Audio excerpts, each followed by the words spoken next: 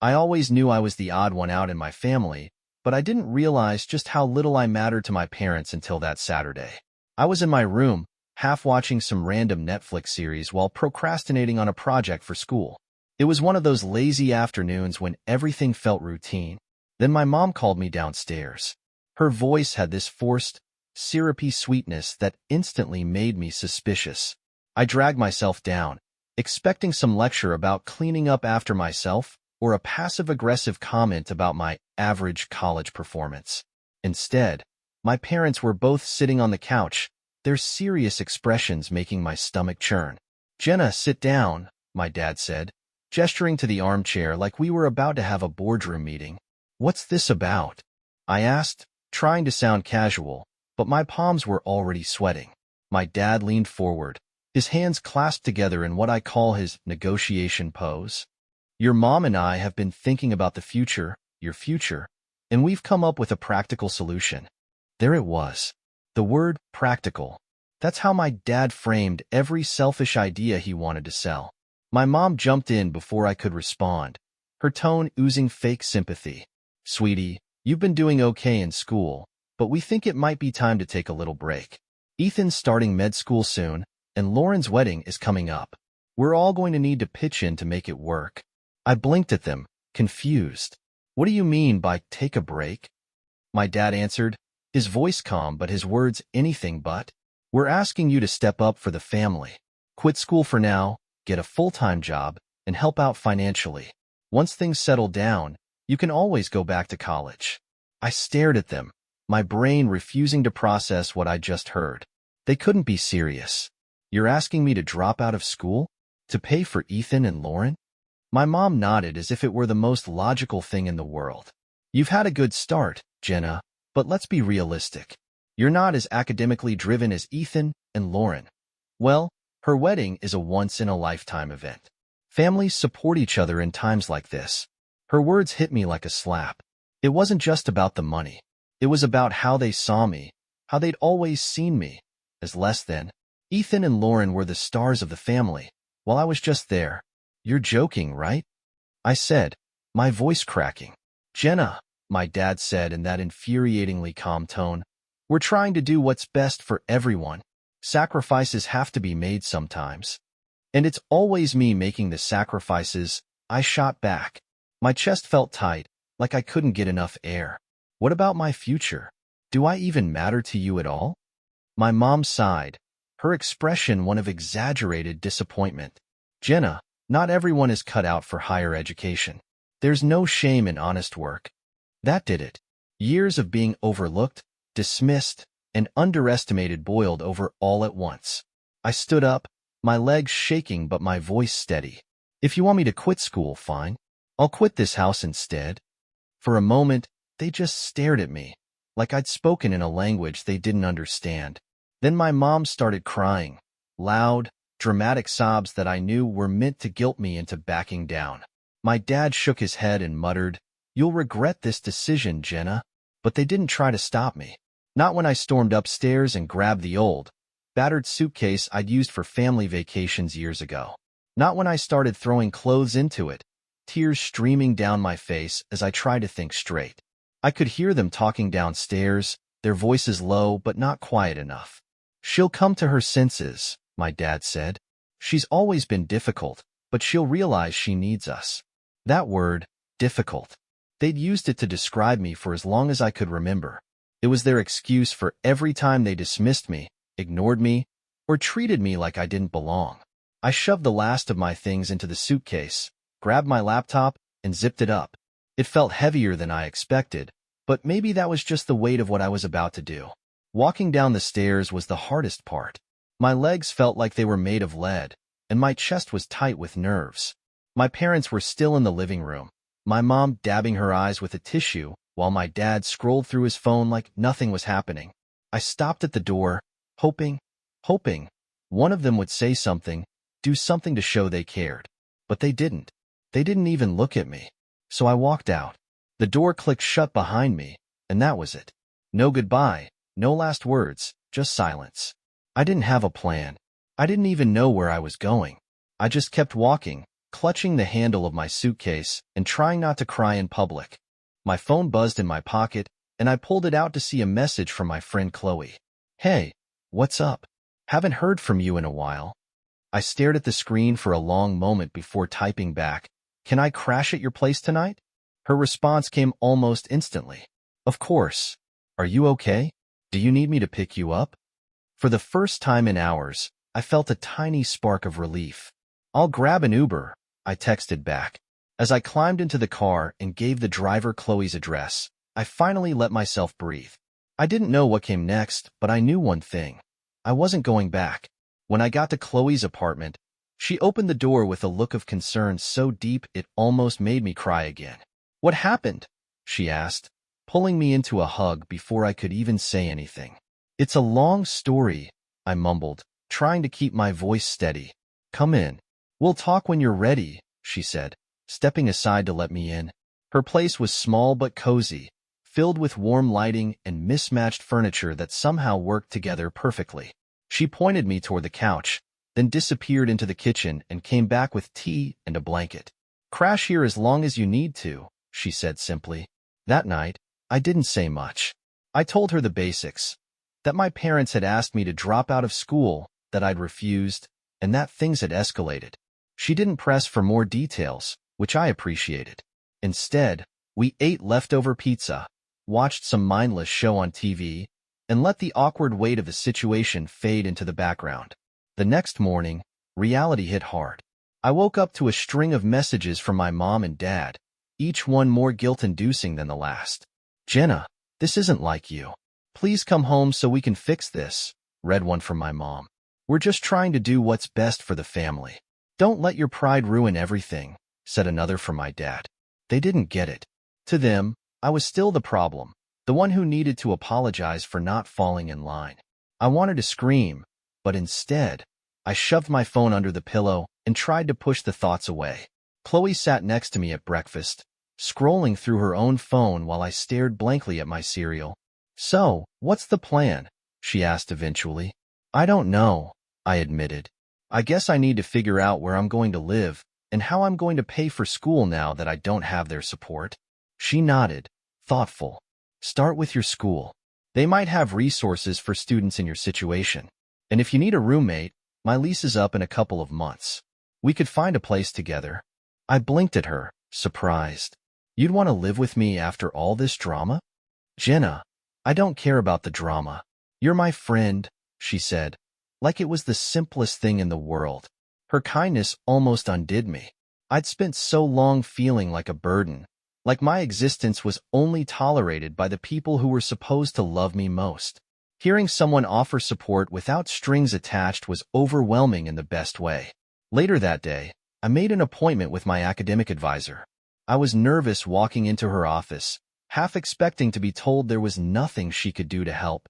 But the moment I started explaining my situation, she leaned forward with a look of genuine concern. "Jenna, I'm so sorry you're going through this," she said. "Let's see what we can do." Over the next hour, she helped me apply for additional financial aid and pointed me toward a campus housing program for students in emergency situations. She even offered to write a letter of recommendation for a part-time job I'd been eyeing at the library. By the time I left her office, I felt like I could breathe again. For the first time since walking out of my parents' house, I had a plan. That night, I called my Aunt Rachel. She was my mom's sister, but they hadn't spoken much in years. Rachel had always been the family's black sheep, the one who never followed the rules or cared about appearances. I'd always admired her for it. When I told her what happened, she didn't hold back. "They're unbelievable," she said, her voice full of anger. "Jenna, listen to me. You did the right thing. Don't let them make you doubt yourself."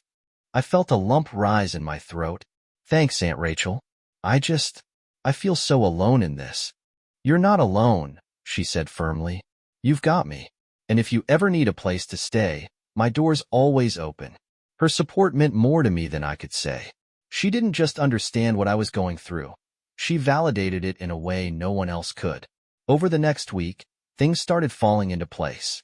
I moved into a small dorm on campus, got hired at the library, and started to feel like maybe, just maybe, I could handle this new version of my life. Of course, my parents didn't make it easy. The text kept coming, and when I didn't respond, they started reaching out to other relatives. My Aunt Lisa called me one evening, her voice dripping with disapproval. "Jenna, I don't know what's going on, but your parents are heartbroken. You need to go home and apologize," she said, like it was the simplest solution in the world. I clenched my jaw, my hands shaking with frustration. "They're not heartbroken, Aunt Lisa. They're upset because they can't control me anymore." "Don't talk like that," she snapped. "They've done so much for you. You owe them better than this." I hung up before I could say something I'd regret. My parents had poisoned the well with everyone else, turning me into the villain of the family. But I wasn't going to let them drag me back into their version of normal. Instead, I called Aunt Rachel again. "They're at it again," I said as soon as she picked up. "Let me guess," she replied dryly. "You're the ungrateful daughter who abandoned her poor, loving parents?" I let out a bitter laugh. "Pretty much." "Jenna, let them talk. You don't owe them, or anyone else in this family, an explanation. You're doing what's best for you, and that's all that matters." Her words were like a lifeline. For so long, I'd let my parents' opinions define me, shape my every decision. But now, I was starting to see that I didn't need their approval to live my life. And for the first time, I felt like I was finally on my way to being free. A couple of weeks after settling into my dorm, I started to feel like I could breathe again. The campus was quiet most evenings, and my little room, though plain, felt safe. Between classes, work at the library, and a few late-night study sessions with Chloe over FaceTime, I was starting to find a rhythm. Then one afternoon, I got a text from Ethan. Seeing his name pop up on my screen made my stomach flip. He hadn't reached out since I left, and I wasn't sure if I even wanted to hear from him. But curiosity got the better of me, and I opened the message. "Hey, Jenna. Can we talk? I can meet you wherever's convenient." My first instinct was to ignore it. Ethan had always been the golden child, our parents' pride and joy. He'd never once stood up for me, never called out the way they treated me. So why now? What could he possibly have to say? But as much as I wanted to be done with all of them, part of me wanted to hear him out. I texted him back, suggesting a coffee shop near campus, mostly because it would be easy to leave if things got awkward. When I walked in and spotted him at a table near the window, I barely recognized him. His usually perfect posture was slouched, and his hair, which was always neatly styled, was a little messy. For a second, I wondered if something was wrong. "Hey," he said when I sat down, his voice softer than I remembered. "Hey," I replied, trying to keep my tone neutral. "What's this about?" He hesitated, staring down at his coffee cup like it held the answers. "I'm sorry," he said finally. I blinked, caught off guard. "For what?" "For everything," he said, his voice breaking slightly. "For not standing up for you. For not saying anything when Mom and Dad treated you like that. I don't even know where to start." His words hit me harder than I expected. For so long, I'd assumed Ethan was oblivious to how our parents treated me.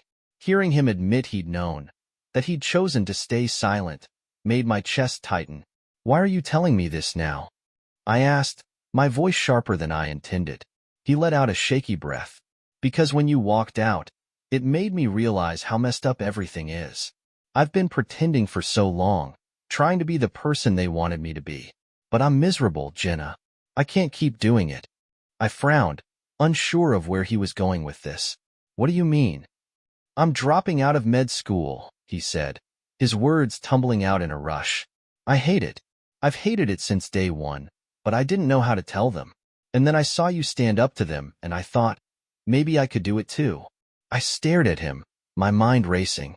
Ethan, the perfect son, the golden child, was walking away from everything our parents had planned for him. It felt surreal. "What are you going to do instead?" I asked cautiously. "I want to teach," he said, a small smile tugging at his lips. "I've always wanted to, but Mom and Dad thought it wasn't good enough. They wanted me to be a doctor because it's what looks good to everyone else. But I don't care about that anymore." I didn't know how to feel. On one hand, I was proud of him for breaking free. On the other hand, I was still angry. Angry that he'd stayed silent for so long, that he'd let me take the brunt of our parents' expectations while he reaped the benefits of being their favorite. "Ethan," I said after a long pause, "why didn't you ever stand up for me? You knew how they treated me, and you just let it happen." He looked up at me, his expression pained. "Because I was a coward," he admitted. "I was scared of losing their approval. I thought it was easier to stay quiet and keep the peace. But I know that was wrong, Jenna. I should have been there for you, and I'm so sorry." There was a sincerity in his voice that I couldn't ignore. For the first time, I saw him not as the perfect brother I'd resented for so long, but as someone who was just as trapped as I'd been. "I don't know if I can forgive you yet," I said honestly, "but I'm glad you're finally figuring things out for yourself." "That's all I can ask for," he said with a small nod. When we left the coffee shop, I felt a strange mix of emotions. I wasn't ready to forgive Ethan completely, but for the first time, I felt like we were on the same side. It was a start. Back at my dorm that night, I replayed our conversation in my head. Ethan's confession had shaken something loose in me. This realization that maybe I wasn't as alone as I thought. Maybe we were all just trying to figure out who we were without our parents' expectations weighing us down. It wasn't the resolution I'd been looking for, but it was something. And for now, that was enough. A few weeks after my conversation with Ethan, I got a text from Lauren. I wasn't sure what to expect. Lauren and I had always existed in separate worlds, with her basking in the spotlight of our parents' attention while I stood in the shadows. Seeing her name on my phone gave me a strange mix of curiosity and dread. Her message was short and to the point. "Hey, Jenna, can we talk? I've been thinking about everything." I hesitated before replying. Part of me wanted to ignore her, to avoid opening another emotional can of worms. But another part of me was curious. After everything that had happened with Ethan, I couldn't help but wonder if Lauren had started to question things too. We met up at a small cafe near her place. When I walked in, she was already seated at a table by the window, sipping a latte. She looked perfect, as always, hairstyled, makeup flawless, but there was something different about her posture. She seemed tense, like she was trying to hold herself together. "Thanks for meeting me," she said when I sat down, her voice softer than I was used to. "I wasn't sure if I should," I admitted, my tone sharper than I intended. "What's this about, Lauren?" She winced, fiddling with the sleeve of her sweater. "I wanted to apologize," she said, surprising me immediately, "for how I've treated you, for how I just let things happen. I know I haven't been a good sister to you." I raised an eyebrow, unsure if this was genuine or another ploy to smooth things over without addressing the real issues. "Why now?" I asked. "Why are you suddenly apologizing after all these years?" She let out a shaky sigh. "Because I've been thinking about everything that's happened. About you leaving, about Ethan dropping out of med school. It's made me realize how toxic things have always been, and how much of that I just went along with because it was easier." Her honesty caught me off guard. Lauren had always seemed so confident, so secure in her place within the family. Hearing her admit that she'd been complicit, that she'd ignored the cracks in our family dynamic, felt like a crack in her carefully polished exterior. "What do you mean?" I pressed. She hesitated, looking down at her latte. "I've spent my whole life trying to be what they wanted. The perfect daughter, the perfect student, the perfect fiancée. I thought if I could just keep up with their expectations, everything would be fine. But it's exhausting, Jenna. I'm tired of pretending I have it all together." I didn't know what to say. Part of me wanted to be angry with her for waiting so long to see what I'd been dealing with for years. But another part of me, one I wasn't ready to fully acknowledge, felt a pang of sympathy. "So what are you going to do about it?" I asked, crossing my arms. She took a deep breath, her hands still trembling slightly. "I'm putting the wedding on hold," she said. "I told Mom and Dad I need time to figure things out. To figure out what I actually want, not just what they want for me." My jaw almost dropped. Lauren putting anything on hold was unheard of. She'd always been the one who followed the plan, who never questioned the path laid out for her. "How did they take it?" I asked, though I could already guess the answer. She let out a bitter laugh. "Not well. Mom cried for hours, saying I was ruining the family's reputation. Dad said I was being selfish and irresponsible. But for the first time, I didn't care what they thought. I'm done living for them, Jenna. Her words hit me harder than I expected. For years, I'd resented Lauren for being the golden child, for reaping all the benefits of our parents' favoritism. But now, I realized she'd been trapped too, in a different way. I guess we're both figuring it out, I said quietly. She looked up at me, her eyes searching mine. Do you think we can start over? Be real sisters for once?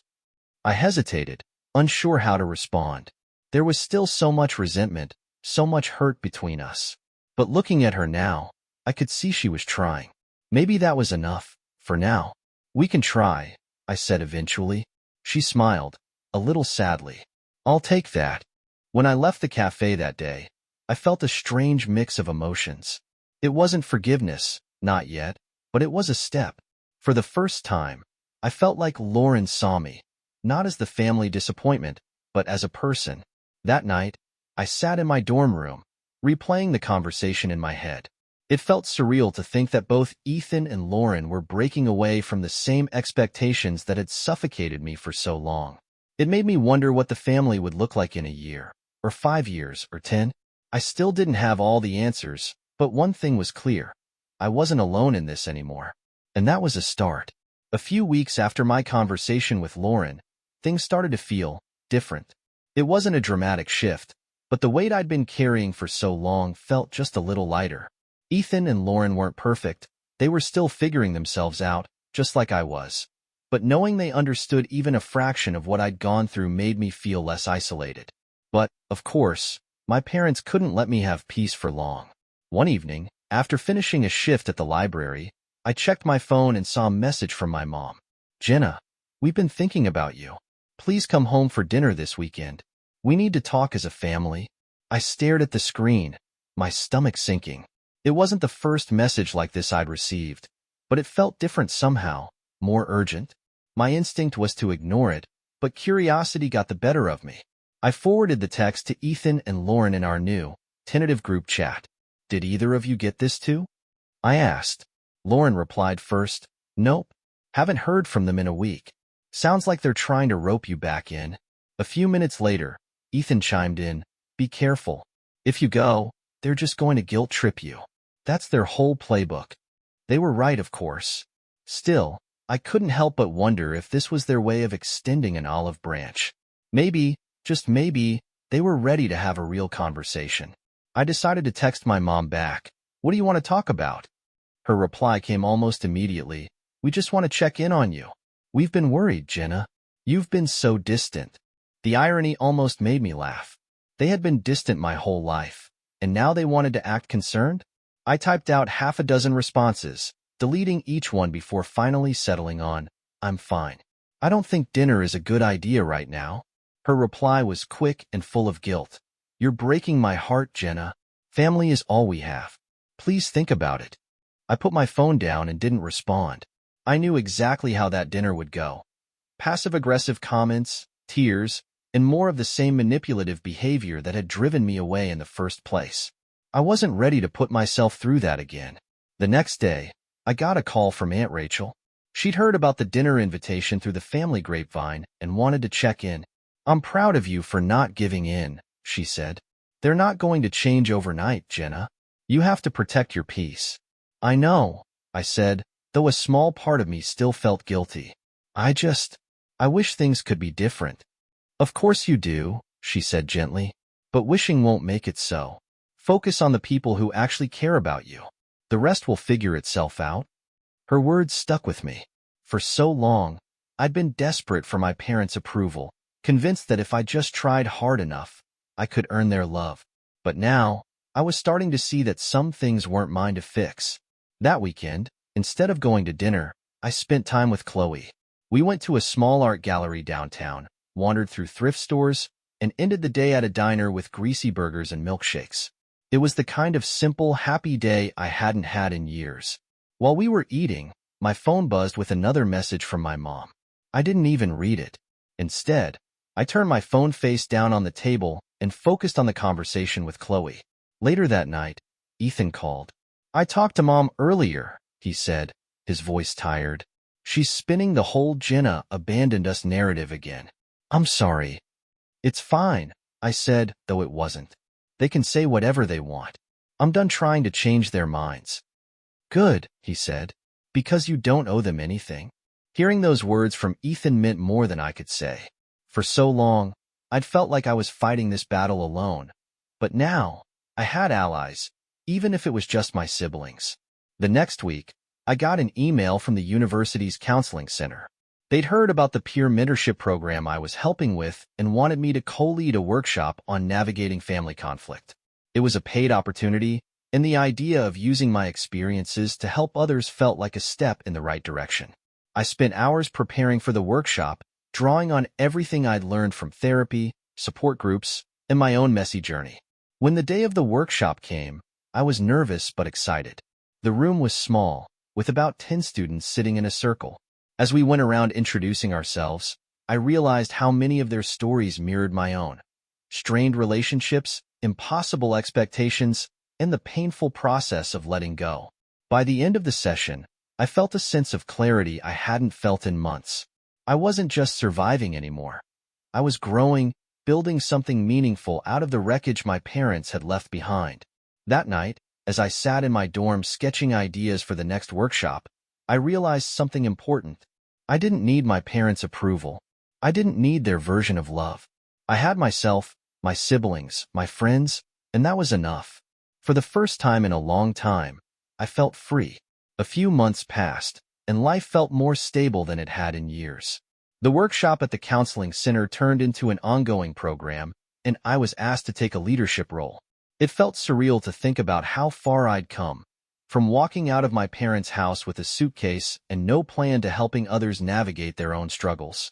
For the first time, I felt like my pain had purpose. Ethan and Lauren stayed in touch, though not constantly. Ethan would call to share updates about his teaching program, and his excitement was contagious. It's hard, he admitted once, but it's the first time I felt like I'm doing something that matters to me. Hearing that made me proud in a way I hadn't expected. Lauren was still figuring things out. She'd moved into her own apartment and was taking a break from wedding planning to focus on herself. It's weird, she said during one of our calls. I spent so much of my life trying to make them happy, and now that I'm not, I don't know what makes me happy. But I'm working on it. Our relationships weren't perfect. There were still moments of awkwardness, unspoken resentment, and the occasional misstep. But we were trying, and that felt like enough. My parents, on the other hand, hadn't changed much. Every now and then, I'd get a message from my mom or dad, usually filled with guilt-laden phrases about how much they missed me and how I was tearing the family apart. I never responded. Then one evening, I got a message that caught me off guard. It was from Lauren. Mom and Dad asked me to host Thanksgiving this year, she wrote. They said they want all of us together. What do you think? I stared at the screen, unsure how to feel. Part of me wanted to say no immediately. Thanksgiving with them sounded like an emotional minefield I wasn't ready to navigate. But another part of me was curious. What would it even look like to sit down at a table with them now? I texted Ethan to see what he thought. I don't know, he replied.